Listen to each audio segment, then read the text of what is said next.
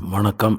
6/1/2026 இன்று பூர்வ ஜென்ம வாசனைகளை பற்றி கூறவிருக்கிறேன்.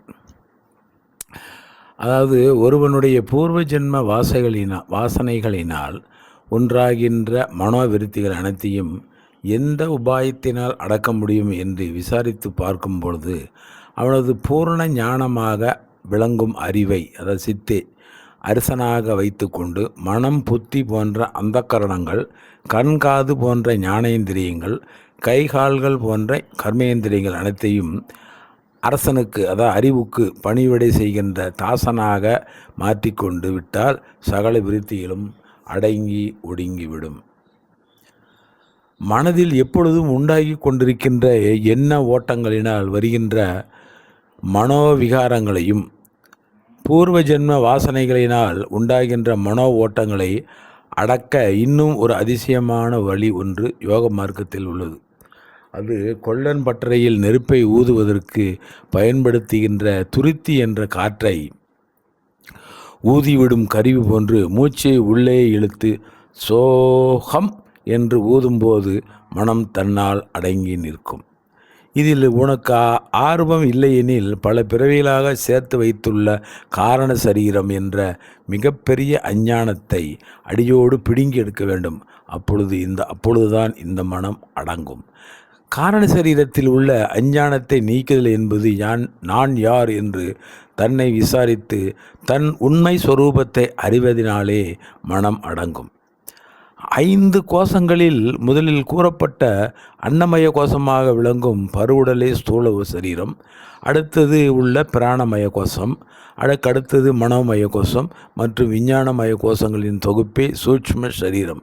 இந்த இரண்டிற்கும் காரணமாக விளங்குவதே காரண சரீரம்.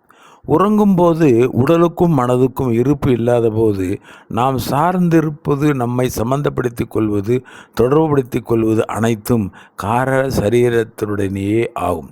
இதுவே அறியாமைகளின் மொத்த தொகுப்பு.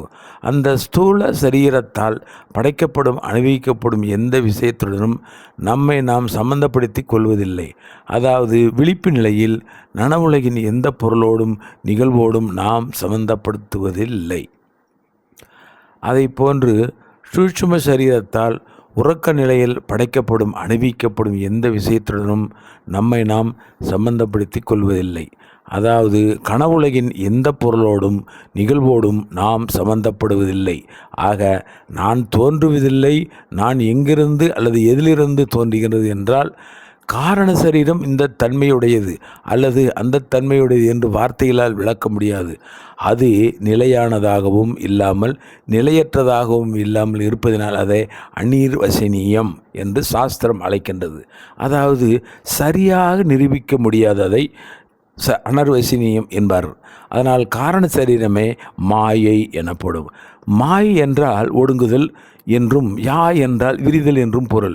இந்த மனம் விரிந்து இந்த உலகம் தோன்றுவதற்கும் ஒடுங்கி உலகம் மறைவதற்கும் இந்த காரண சரீரம் என்ற மாயையே காரணமாகும்.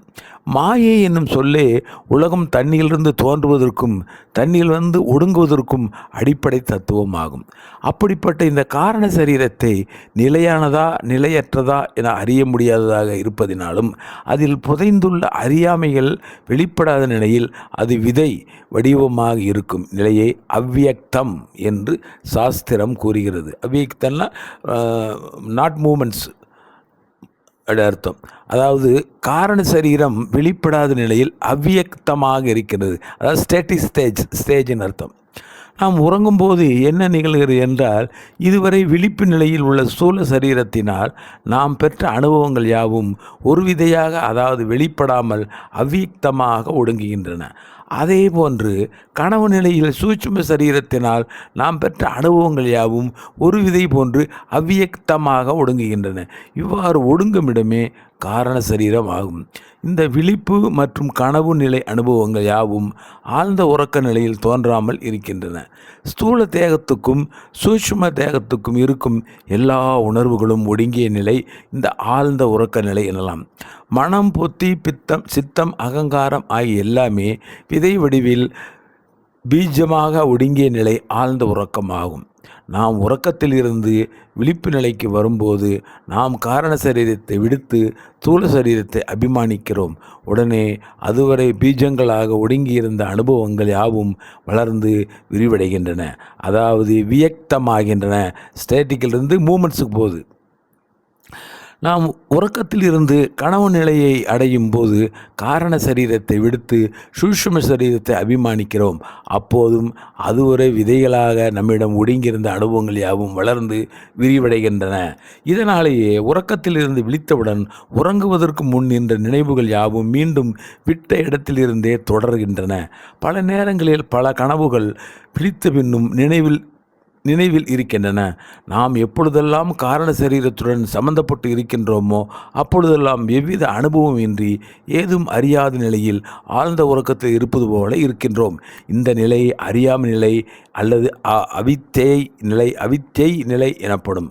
பொதுவாக எண்ணங்களினால் உண்டாகின்ற மனோவிவகாரங்கள் காலம் மற்றும் இடத்தை ஆதாரமாக கொண்டே உண்டாகின்றது.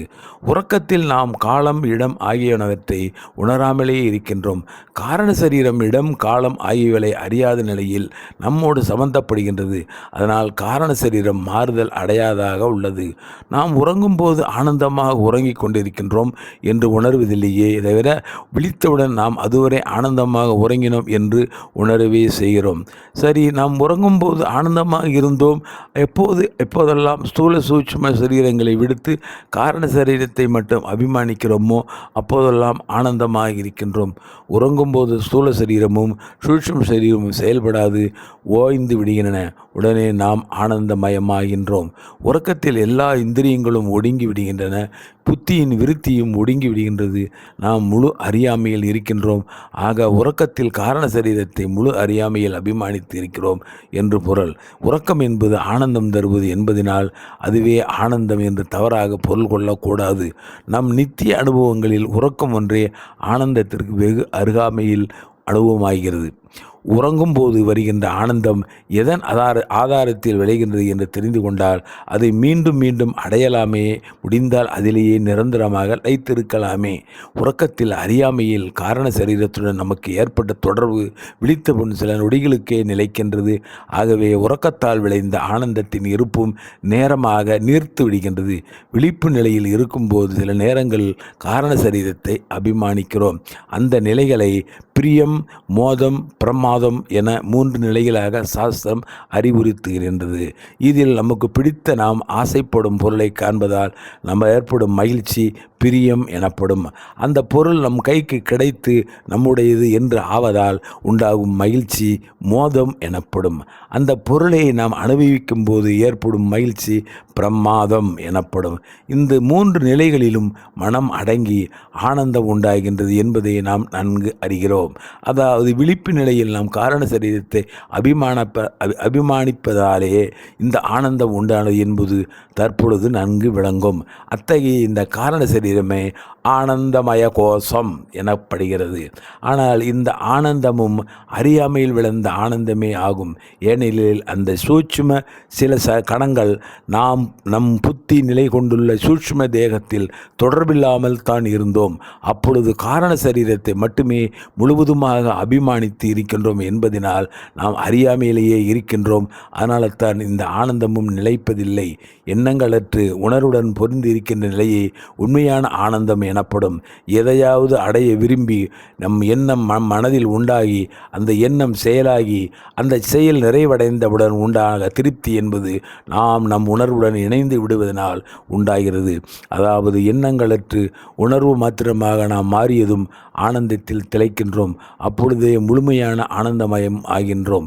மீண்டும் எண்ண இயல மனம் பிரவிற்த்தியாகி ஆனந்தத்தை மறக்கிறோம். காரண சரீரம் என்ற அஞ்ஞானத்தை அடியோடு பிடுங்கி விடுவதனால் மனோவிருத்திகள் அடங்கும் என்று கூறுகிறோம். அது எவ்வாறு சாத்தியம் என்று விளக்கமாக கூறுகிறேன். காரண சரீரத்தை களைகின்ற வழிமுறைகளை கூறுகின்ற வேதம் பொய் சொல்லாது என்பதனால் அந்த வேதம் என்ன கூற வருகின்றது என்று உண்மை என்ன என்று விசாரிக்க வேண்டும். அவை கூறும் கூறும் மகா வாக்கியங்களின் பொருளை உணர்ந்து உள்வாங்கிக் கொண்டால் பூரண அறிவு சொருபமாகி என் மீது அறியாமைகள் நிறைந்த இந்த உலகங்கள் ஏற்றி வைக்கப்பட்டுள்ளன. இவ்வாறு திடமான நிச்சயத்தன்மை மட்டும் உண்டாகிவிடுவதனால் அதன் பயனாக பிரம்மம் சத்தியம், ஜகத் மித்யா என்பதனால் அனுபவம் ஏற்பட்டவுடன் அனைத்து அறியாமைகளும் மூலவிதையாகிய காரண சரீரம் அழிந்து ஒளியும். அதன் பிறகு அறியாமைகளை எங்கே காண்பது? கிடைக்காது.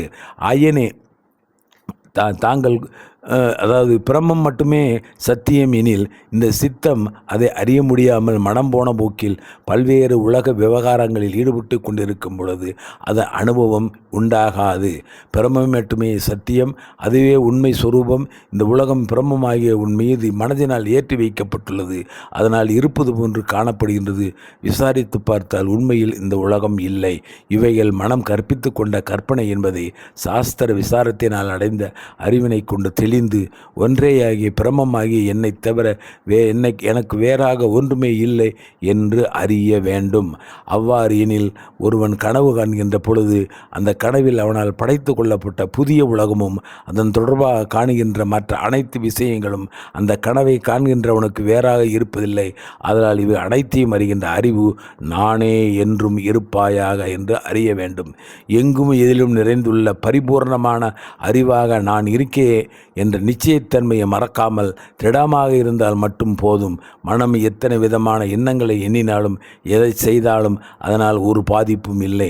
காரணம், உறக்கத்தில் கண்ட கனவு எவ்வாறு பொய் என்று அறிகின்றோமோ அதுபோன்று இந்த உலகம் முதற்கொண்டு அனைத்துமே கற்பனையாக தோன்றிய கற்பிதம் என்று அறிகின்ற அறிவாகிய ஆனந்த சொரூபம் நானே, அதாவது உலகமே மாயை என்று சொல்ல வரும். ஐயனே, இந்த உடலைத்தான் நான் என்று அநேக சென்மங்களாக நம்பியிருந்தேன்.